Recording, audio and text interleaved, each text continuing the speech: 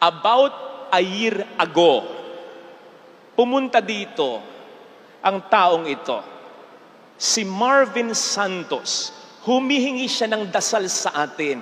Magbo-board exam siya. First take niya. Nagsimba siya nung tayo'y nasa gym pa.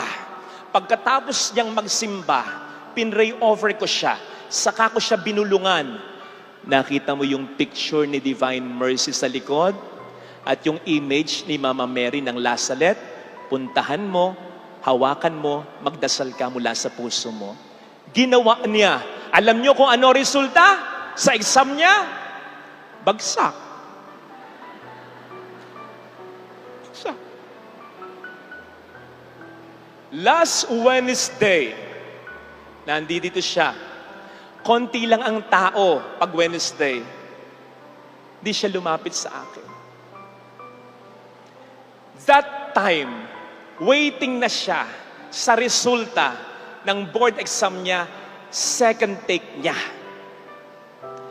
Upon texting him, hindi siya lumapit sa akin, pero na-touch ako, naiyak ako, nang sabihin niya, hinanap niya si Divine Mercy sa gym. Hinanap niya yung image ng Our Lady of Lazaret sa gym. Wala na pala, Father. Nandun na pala sa simbahan. Pinuntahan niya. Na-touch ako doon. Kasi ibig sabihin nun, kahit na siya'y bumagsak nung una, nanatili siyang kumakapit sa Kanya. Alam niyo po ang resulta? Doktor na siya. Sabi niya sa akin, Father, dahil sa experience na ito, mas minahal ko ang Diyos. Mas napalapit ako sa Diyos. Alam po ninyo, sabi ko sa Kanya, pwedeng hindi nangyari yan kung sa una pa lang pumasa ka na. Kasi siya mismo ang nagsabi na nung una, dumipende siya sa talino, sa kakayanan niya. Kaya, sabi na rin niya, ngayon, Father, may natutunan ako. Nasagot yung tanong ko nung una kung bakit hindi ako pumasa. Ngayon, alam ko na. Ngayon kasi, less of me and more of God na.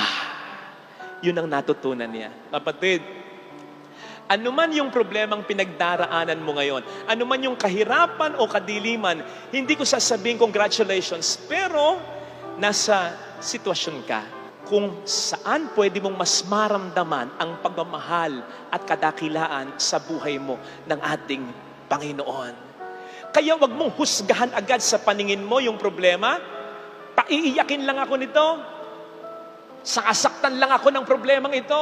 Wag mong tingnan bilang maling-mali na hindi mo na malalampasan, na wala ka nang matututunan, wala nang mangyayaring kabutihan. Kung ganon, hindi ka ilalagay ng Panginoon sa ganyang sitwasyon. Besides, God works in mysterious ways even in adverse situations. Bakit? Para tulad nung bulag na pinagaling niya. Sa longer version, sinabi nung bulag sa mga Pariseo, tinatanong kasi siya wala siyang masagot gaano kasi ang gagaling ng mga Pariseo. Ano ang sabi nung bulag na gumaling? Basta ang alam ko, dati bulag ako, ngayon nakakakita na ako. Kapatid, God will save you even in adverse situations. Sapagkat gusto niya, magkaroon ka rin ng patotoo, testimonya sa Kanya. Isipin mo, sigurado ako, may ganyan ka ng karanasan. Yung para bang, ang alam ko, dati bumagsak ako, ngayon pasado na ako. Ang alam ko, dati, luging-lugi ako, ngayon stable na ang negosyo ko. Ang alam ko, dati, lubog na lubog ako sa problema. Ngayon, naka-move on na ako. Ang alam ko dati, walang direksyon ng buhay ko. Ngayon, mayroon ng direksyon ito. Ang alam ko dati, may sakit ako. Ngayon, magaling na ako. Ang alam ko dati, magulo ang pamilya ko. Ngayon, maayos na ito.